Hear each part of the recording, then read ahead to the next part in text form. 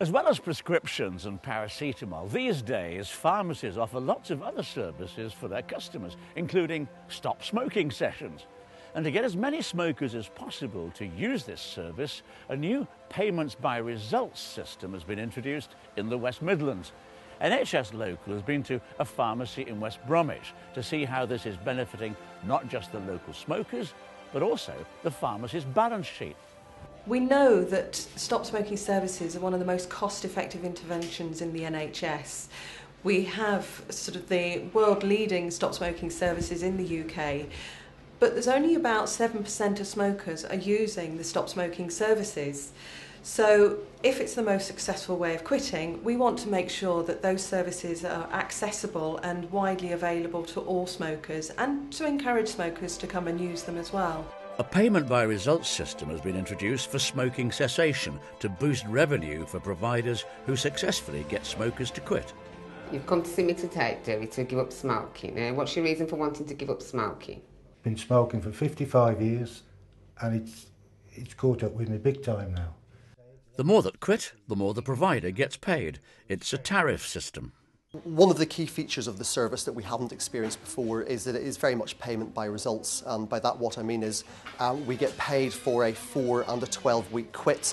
Now what that's done as a business and for our advisors is it's very much focused their minds on the fact that we need to get a high percentage quit rate, i.e. delivering quality for both the clients and the NHS, and that very much has turned on its head the traditional way that we would have approached this. The payment for the providers has been designed to be both good business for the providers and a more effective smoking cessation service. Well, the tariff payments are based really on two main population groups, what we call the general population and also for targeted populations, so that we're really making sure we hit the smokers who most need our help and that need the services the most. The targeted populations, really we're looking at black and minority ethnic groups, routine and manual populations, under 25s, people within prison, etc. So where the smoking prevalence is particularly high, we're looking at really incentivising delivery of the services towards those people. And by way of doing that, we're offering a higher tariff payment to providers for those groups. So there's one payment for the general population at 4 weeks and at 12 weeks, and a separate and much higher payment for people who are within the targeted populations at 4 weeks and 12 weeks. What we have done is we've looked at a day-to-day business figure of about 60 to 100 people, 100 new clients that we would like to put through our 18 branches that are participating in the new tariff. And that would be 60 to 80 every month, 60 to 100 every month actually, new people coming onto the service and hopefully moving them right the way through 4 weeks, 12 weeks to quit. Now I'm going to do carbon monoxide reading. The numbers will show your reading when I show it, yeah? Yes. Right. Take a deep breath, blow into that tube for me, please.